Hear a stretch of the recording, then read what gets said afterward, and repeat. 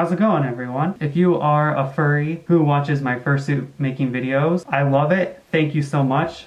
Your support means so much to me.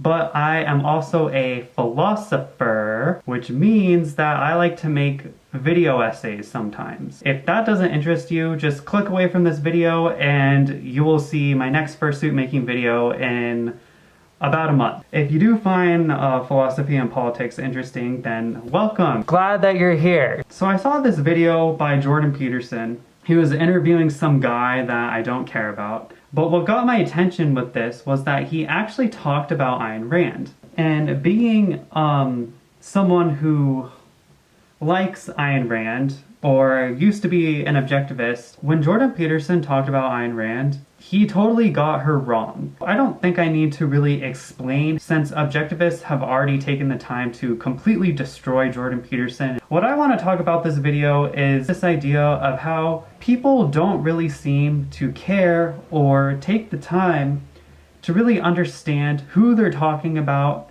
why they're talking about them, and it's just really frustrating to me because it really makes me wonder, why am I even watching these people? Like, when I was watching Jordan Peterson's video, I like Jordan Peterson. I think he's a really smart guy. I think he has a lot of valuable things to say.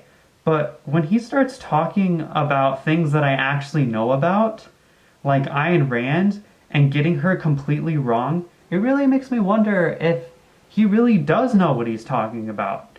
Because if he got Ayn Rand wrong, then what else did he get wrong? One of the objectivists that responded to Jordan Peterson was Yaron Brook. And what's really funny is that when Yaron Brook talks about people that he doesn't like or that he disagrees with, he kind of does the same thing. For example, when Yaron Brook talks about postmodernism, he basically just says what Jordan Peterson says. So this is a screenshot of a random show on Yaron Brook's YouTube channel. And at around 21 minutes of this video, Yaron Brook talks about Marxism failed, and so postmodernists are coming in to kind of save the left wing. And then in this video with Jordan Peterson on campus indoctrination, Jordan Peterson kind of says the same thing about postmodernism, right? He invented this term postmodern neo-Marxism. Marxists failed, so postmodernists are coming in to kind of save left-wing economics. And I just find that to be so funny, because it's like, if Jordan Peterson got Ayn Rand wrong, probably likely that he's also getting postmodernism wrong. And if you don't believe me, you can watch leftists talk about this. There's this one YouTuber, Jonas Cheka, I don't know how to say his name. And look, I know Jonas Cheka is a leftist. I know he doesn't like capitalism. I know he's a Marxist. That's not really great. But I watch Jonas Cheka because, well, he's really smart and he knows what he's talking about. Has a bunch of videos showing how Jordan Peterson is totally wrong about postmodernism. He makes Jordan Peterson look like, well, an idiot, a moron, a fool, imbecile. If you're gonna talk about ideas, why don't you actually talk about them? It's kind of funny because objectivists talk about this idea of floating abstraction, which basically means it's a concept or word that doesn't refer to anything in reality. And well, if you use the concept of postmodernism, technically you're not really referring to anything in reality because it's so abstract and it's so general and it's so broad that every time you bring it up, you're not really bringing up anything. Which postmodernists are you talking about? Are you talking about Michel Foucault? Are you talking about Derrida?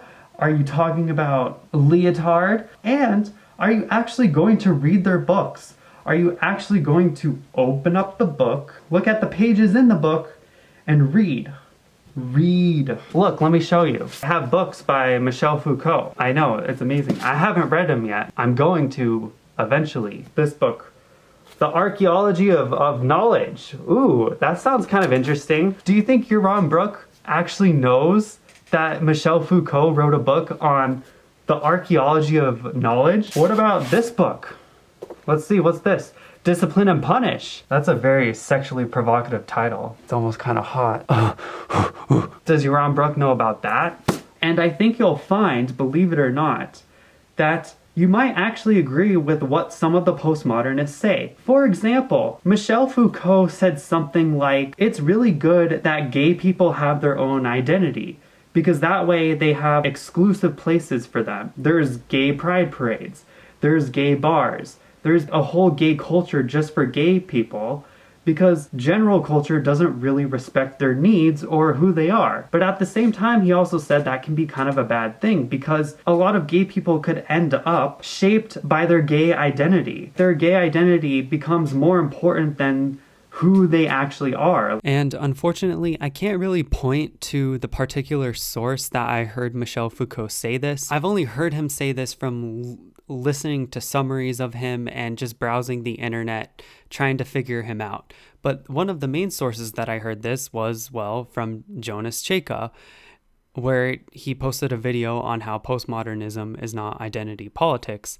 And he quoted Michel Foucault twice on identity politics. The first quote is, if identity becomes the problem of sexual existence, and if people think that they have to uncover their own identity, and that their own identity has to become the law, the principle, the code of their existence, if the perennial question they ask is, does this thing conform to my identity, then I think they will turn back to a kind of ethics very close to the old heterosexual virility.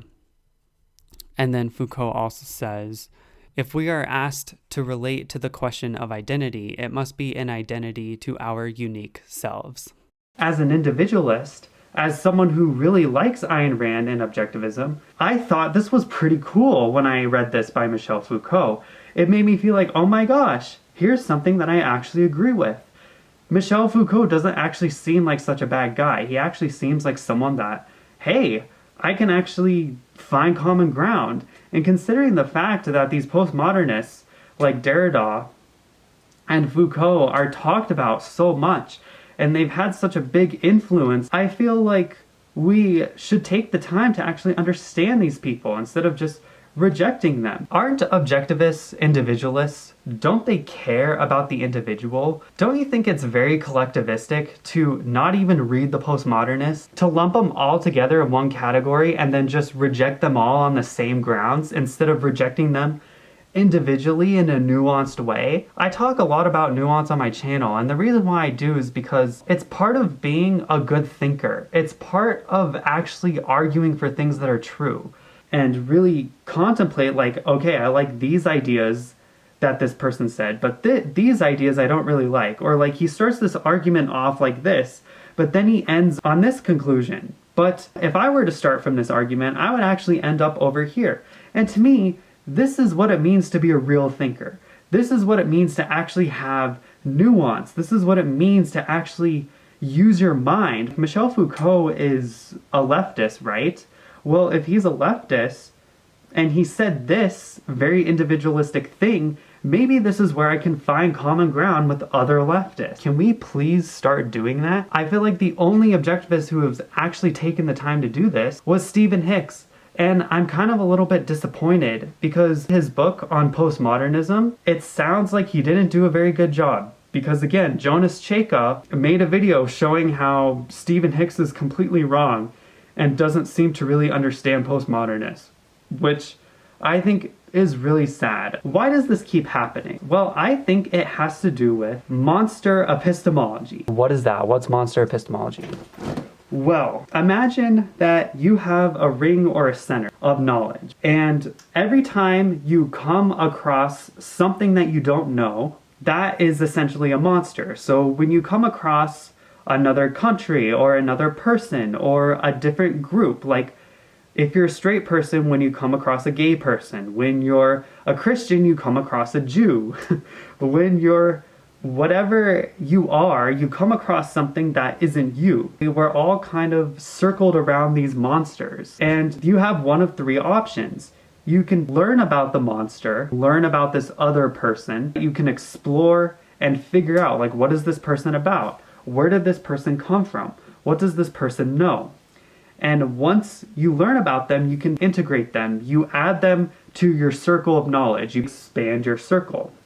The second thing you can do is ignore them. Let's say you're a straight person and you've only known about straight people you know there's gay people over here, but you just choose to like, well, yeah, I know there's gay people, but I don't really care. I'm just going to pretend like they don't exist. That's the second option. The third option, how do I do this?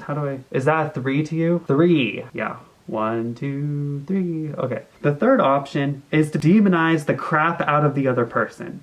So if you're a Christian, instead of learning about the Jews and why the Jews, instead of actually integrating them and adding them to your wealth of knowledge, your circle of knowledge, and getting along with them, instead, you demonize them. If you're Jordan Peterson or Yaron Brook, instead of actually getting to know the postmodernists, what do? Well, you scapegoat them, put a mascot demon onto them, and you make them out to be the bad guy. I think a lot of people, when it comes to their monster epistemology, they usually choose the third option. Why? Well, I talked about this in my other videos, but it's divide and conquer. There's a lot of money in it. There's a lot of stability in it. There's a lot of power in dividing people into groups and having people basically in different areas of their own circles of knowledge and not sharing this knowledge to increase themselves. When you divide people, you make them small, you make them ignorant, you make them stupid, and you make them afraid of each other. What does that help you do? It helps you control them. You use homosexuals as a scapegoat to control other conservatives. This is what Hitler did with the Jews, blah, blah, blah, blah, blah. I mean, we've seen this all through history. People demonize each other all the time for power. I think it's because people are afraid to leave their own identities and their own understanding of life. I mean, if you think about it, if you have your circle of knowledge, every time you learn something new, you expand that circle and you kind of lose your identity. You lose who you are. If you're an objectivist and you start reading postmodern philosophy and you start actually thinking about like, oh wow, Michel Foucault actually said this one thing that's actually really cool. What does that happen to you as an objectivist? Well, you're not really an objectivist anymore. You can't really call yourself a Randian, especially when you refer to new ideas and thinkers that Ayn Rand has never even heard of. It almost makes objectivism a little bit outdated. Why even care what Ayn Rand says when there's this other thinker 50 years ahead who is saying something completely different? The objectivist identity doesn't make sense anymore. And again, if you're someone who really wants power, for example, if you're Yaron Brook, he makes thousands of dollars every week from his Yaron Brook show. Why? Because he keeps saying objectivist things. He keeps saying what Ayn Rand says. The only questions he responds to are questions that objectivists have already solved. They already know the answer to it. Ayn Rand already gave the answer. So they only respond to questions that they've already known how to respond to. But as soon as like a postmodernist poses something completely outside of business and capitalism, something completely different, objectivists don't know how to respond. Because one, they don't really think for themselves. They just think what Ayn Rand says. That's the first thing. Two, it doesn't make you look very cool. It's not very cool or hip to basically say, I don't know. It's hard to be a powerful person when you're someone who doesn't really know what to think and you're not really sure what's true and you don't really have a strong sense of identity because you're constantly transforming it and growing. Because if you keep upgrading your knowledge, other people need to upgrade with you, but most people like to stay where they are. So you kind of have to stay with them if you want to keep them around, if you want to keep sucking their money away. Otherwise, you can't really have an audience, you can't have an identity, you can't build anything. Because as soon as you start building, you're already on to the next thing. I'm especially skeptical of the media outlets that we have today. The nature of how most people consume their knowledge, right? Most people aren't reading books. And sometimes people watch video essays, but most of the time, people watch the news.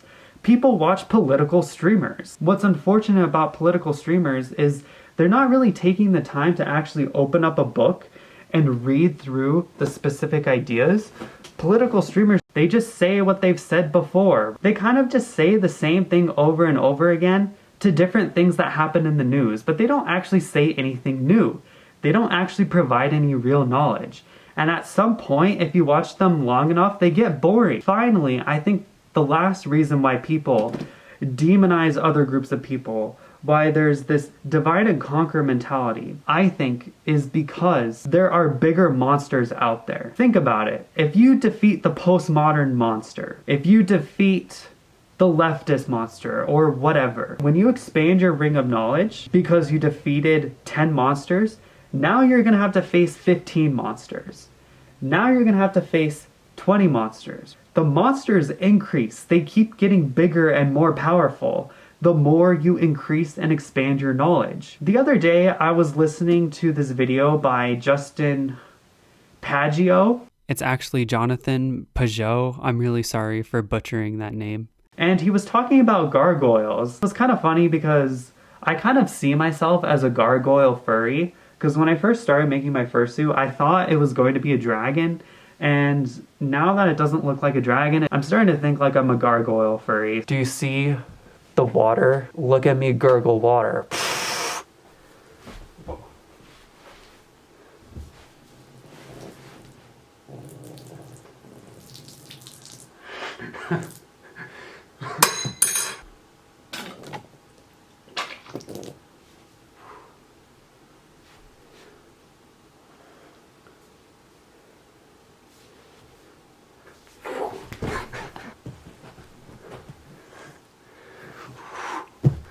I just need wings and a tail and I can really do it. Look at me. Look at me. I'm so cute. Okay. Anyway, Justin Pageau was talking about how gargoyles, these monsters, are located outside of the church. And why are they there? Why do people put these scary monstrous statues outside of a church? It doesn't make any sense. Some theories say that they put these monsters here to scare off other monsters, which I think is really interesting because, well, postmodernism as a monster, this elusive abstract thing that people refuse to understand, that they demonize and mask on, kind of like your safe monster. It's the monster that you can always go to not only affirm your own identity, but to avoid other monsters. Because let's say you integrate postmodernism. Let's say you figure out postmodernism and you agree with it here, but you disagree with it here, but you're not really an objectivist anymore. Well, what does that mean? Well, now there's other bigger monsters out there. Let's say postmodernists are right, like this idea that knowledge isn't really objective. Well, what does that mean? Well, man, that's pretty scary, right? If you're this rationalist person who believes in reason and logic, and then you suddenly come to the conclusion that not all facts are objective, that's pretty scary.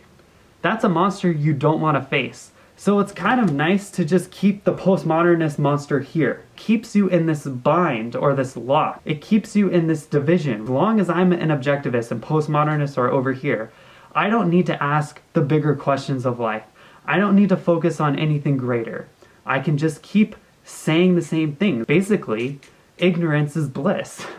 So the monsters that we have save us from other monsters. Gargoyles kind of represent this monster epistemology, this monster knowledge where it's kind of just like, I'll have this monster here on the church, and that will be my monster. That will be my scary predator to keep me a good churchgoer. I will be a good Christian because this monster right here keeps scaring me to be a good Christian. But if that monster were to leave, there's much bigger monsters that would scare me and probably destroy my identity. That's basically the point there. You know, it's funny because Yaron Brook called Jordan Peterson a coward for not accurately understanding Ayn Rand.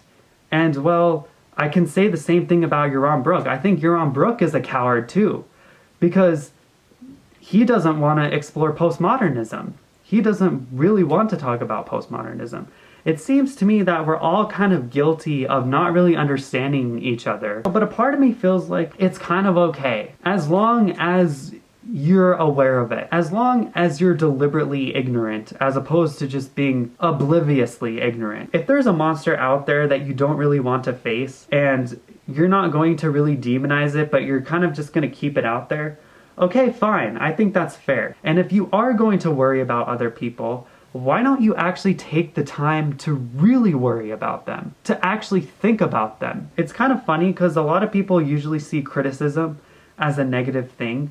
But I actually feel like criticism is like a secret compliment. If you're gonna take the time to criticize someone, it actually means that the person values you on some level, that they actually respect you as another human being, that they actually want to integrate with you, like they actually want to rise to your level, or they want you to rise to their level together. They don't want to divide and conquer. They want to unite things and grow together. Who are the real monsters in your life? Who should you actually be afraid of? Because I can guarantee you, it's not the Jews, it's not homosexuals, not people from another country. These are all fake monsters. These aren't real monsters, right? It's not the postmodernists. It's none of this. The real monsters are out there somewhere. They're somewhere out there, and we're not paying attention to them. I think every time you pay attention to a fake monster, you give your power away. This is why I didn't really want to criticize Jordan Peterson directly when he talked about Ayn Rand, because I think he has more power than he deserves. I think he has too much attention. And the fact that he criticized Ayn Rand and riled up all of these objectivists, to me, only inflates his power even more. I started thinking like, well, I think I'm just going to ignore it. Who cares what Jordan Peterson really says about things, or what anyone says about things? It's nice to just ignore people, because honestly, they're not really worth the time anyway. And if someone is worth the time, it's not really something that you should be afraid of. It's not a monster that you need to destroy. It's something that you actually need to engage with, and once you engage with it, you'll see the humanity. You'll see what you have in common with these other people. Because as human beings, we have something fundamentally in common with everyone. We all feel pain. We all struggle to make the most of our lives. And because of that, I ultimately think that we can all come together and find solutions. You know, it's actually kind of funny because Jordan Peterson has a playlist on his Maps of Meaning book, his first book that was written a long time ago. He actually talks a lot about monsters, and I think it's really interesting because in my philosophical study of monsters, I would feel like he would know this. Like he would understand that demonizing people and not really fully understanding the other side is actually not a good thing, that you should actually take the time to understand it and integrate it. Especially because isn't Carl Jung all about integrating your shadow or something like that? There's this one lyric in his postmodernist song where it's like Derrida loves to demonize or something. I don't know if Derrida demonized anyone, but it seems like Jordan Peterson is certainly demonizing him. But if you don't want to find solutions, that's totally fine too. And the reason why I think it's okay to not find solutions is because, again, if you look at the ring of circles, it goes infinitely, it can grow infinitely. No one knows all of reality. Only God knows all of reality. And I think that's really interesting. If you really think about it, I think God is the biggest monster there is. Because if you are to face God, you're basically facing reality as it is. You're facing all of reality. And, well, it's going to scare you because you don't know everything out there. You don't know everything about reality. It kind of really bugs me, not only with Jordan Peterson, but just with conservatism in general, is that the subject of God keeps coming up. We live in the 21st century. I feel like we're at the point where it's like, okay, we need to let this go. God doesn't exist. We can't prove that he exists. God doesn't matter anymore. He literally doesn't matter. So why do we keep paying attention to him? What, in a sense, we give our power away. We're giving our power away to a false entity that doesn't exist. People talk about God and they give arguments for God, but I think the proper attitude towards God, don't even talk about him. Just reject him outright. Because every time you engage those arguments, every time you take them seriously, you give God more power than he deserves. He'll keep coming back. People will keep talking about him because people keep talking about him. And I feel like God will just go away if we would just stop paying attention. If we would just be like, you know what, he's not a real entity, so I'm going to treat him as though he's not a real entity. And so when it comes to these big monsters, these big subjects, or these other thinkers like postmodernists or whatever, maybe you should just ignore them. Maybe you just shouldn't talk about them. I mean, it's really up to you, because as soon as you face and defeat them or integrate them, you're just going to have to face even more monsters. And at that point, if your life is just going to be facing monster after monster after monster, and you're never really going to understand all of reality because you're this tiny human being constricted in your own little world, you only have a tiny little bit of knowledge. Especially because on my YouTube channel in the past, I've responded to a lot of people, and I have to say, looking back on it, they were never worth my time. It was almost like facing a monster beneath me. We have a ring of knowledge. Your ring expands, but as it expands, the hole in the center gets bigger. That the things that you first adopted in your life are honestly alien. They become a new monster. They become monstrous again. Instead of trying to expand this ring or shrink it or whatever, maybe you should just be happy with where you're at. It's not really going to be a big deal to stay where you're at, unless if there's a monster that keeps getting in your way, if you keep seeing the same monster and it feels like your life isn't moving forward because of this monster, then yeah, I think you need to face it. In this case, ignorance is not bliss. But in most cases, if you can learn to pay attention to the right monsters and ignore the other monsters, deliberate ignorance. Being deliberately ignorant is true bliss. What you pay attention to, I think, as a human being is so important, because attention is the currency of the modern day. It's not really money anymore, it's attention, and how you spend your attention, I think, is going to determine your happiness and who you give power to. I think there's two kinds of power. I think there's social power and personal power. And social power is the kind of power that you accumulate from getting people to pay attention to you, by being an influencer in many ways. And there's nothing particularly wrong with having social power. I mean, it's just a part of the world, but just know that social power isn't real.